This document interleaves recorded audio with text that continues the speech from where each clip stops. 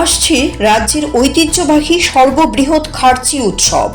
চলতি মাসে 14 জুলাই থেকে পুরাতন আগরতলাস্থিত 14 দেবতার মন্দিরে শুরু হতে যাচ্ছে 7 দিন ব্যাপী খার্চি মেলা ও উৎসব।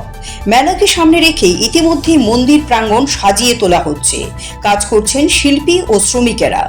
দর্শনার্থীদের কথা ভেবে সব ধরনের ব্যবস্থা রাখা হচ্ছে। কেউ রঙের প্রলেপ দিচ্ছেন তো কেউ ঝাড়পোছের কাজে ব্যস্ত। সাজিয়ে তোলা হচ্ছে গোটা মন্দির চত্বর। এদিকে খার্চি মেলার অস্থায়ী শেড নির্মাণের কাজও শুরু হয়ে গেছে। প্রতি বছর খার্চি উৎসবের আগে এভাবেই চতুর্দশ দেবতার মন্দির সাজিয়ে তোলা হয়। 7 দিন ব্যাপী খার্চি পূজা ও মেলায় লক্ষাধিক লোকের সমাগম ঘটে।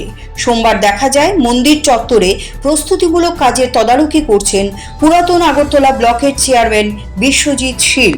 জানেন যে আগামী 14 জুলাই থেকে রাজ্যের ঐতিহ্যবাহী খার্চি পূজা এবং উৎসব শুরু হতে যাচ্ছে এবং সেই উৎসবকে ঘিরে ইতিমধ্যে আমাদের খয়ারপুর সহ গোটা রাজ্যে এক সবার মধ্যে এক আনন্দ এবং উন্মাদনা সবসময় আপনারা জানেন। আমাদের মাননীয় বিধায়ক এলাকার জনপ্রিয় নেতা রতন চক্রবর্তী স্যারের তত্ত্বাবধানে এবং উনি মেলা কমিটির চেয়ারম্যান, সমস্ত কাজগুলি উনি নিজে পরিদর্শন করছেন এবং উনি নিজে তদারকি করছেন।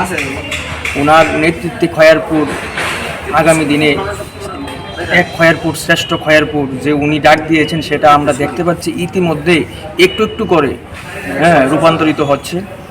আপনারা জানেন যে 14 জুলাই থেকে শুরু হচ্ছে খার্চি উৎসব এবং এই উৎসবকে ঘিরে গোটা মাতাবাড়ি অঞ্চল, পুরাতন আগরতলা এবং খয়ারপুর যে উন্নয়নমূলক কাজ সেগুলি সবগুলিই চলছে।